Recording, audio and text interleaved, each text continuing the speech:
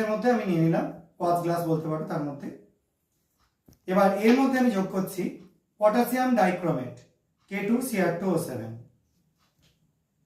কিছুটা যোগ করলাম। পুরো মিক্সচারটা দেখো, সবাই দেখতে পাচ্ছে নিশ্চয়ই কালারটা। এবং এবার আমি দুটোকে একটু ভালো করে মিশিয়ে নিচ্ছি একটা স্প্যাচুলা থ্রু দিয়ে।